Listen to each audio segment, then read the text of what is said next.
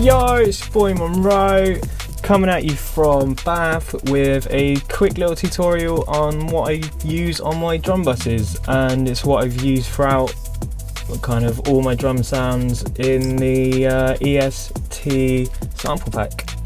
Yeah, hope you enjoy. So, yeah, this is Ableton. Been using it since day, love it to bits.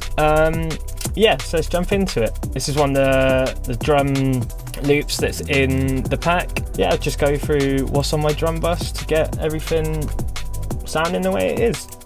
So this is drums without.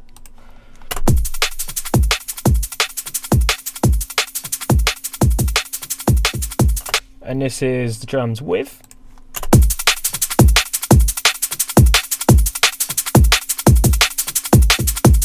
Just to start things off, I always start with a Camel Fat.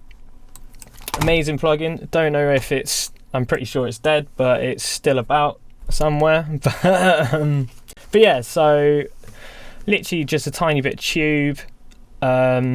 Sometimes a bit crush if the drums need some noise in there, but on this occasion they didn't.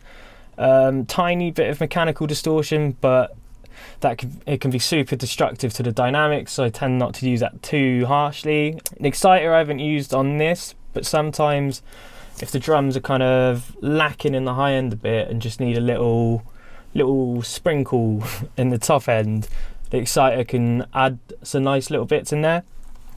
But again, this didn't need it, so didn't bother using it. But yeah, that's all I'm using Camel Fat for, is the distortion. So yeah, moving on.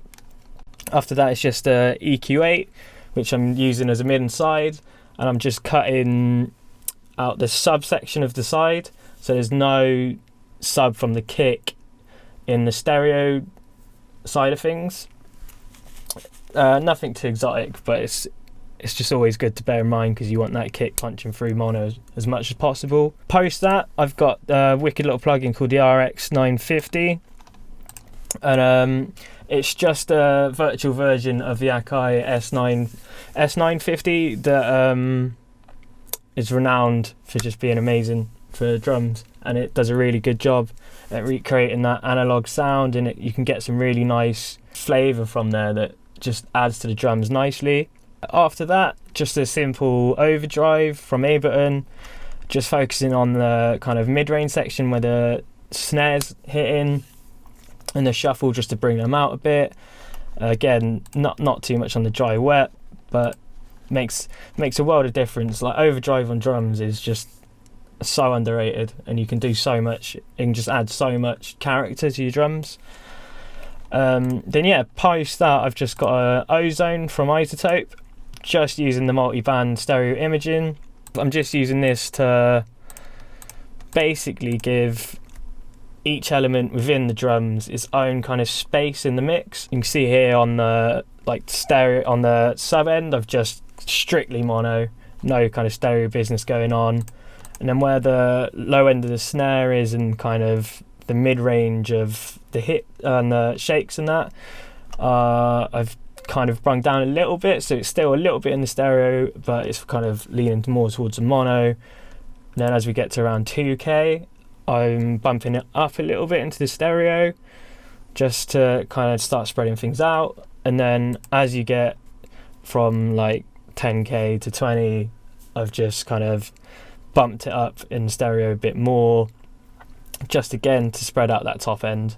And I feel like you get a nice clearer representation of your drums by using this. Post that, we've just got a glue compressor from Ableton, just taking out like the harshest peaks of the kick and the snare, and then just adding a load of makeup to bring up the volume, and using it as a light limiter with the soft clip, just so we can glue it all together and get it quite loud kind of thing without destroying the dynamics. And then after that, I've got an NI transient master, which is just a transient shaper, and just literally the tiniest bit on the attack and off the sustain, and this I find just tightens up the kick and snare a bit and gets everything punching through quite nicely. Again, it varies from track to track on how much this gets used. And then finally, to finish it all off, just a Waves de-esser, which is I'm just using to take off the very kind of bright top end. I find when drums can get a little bit too bright, they can like really clash and stick out within the whole context of a track. So I find just adding a little bit of a de-esser just to bring down that real bright top end can help quite a bit, and glue the drums in with the rest of the track. And yeah, in regards to the drum bus, that's kind of it.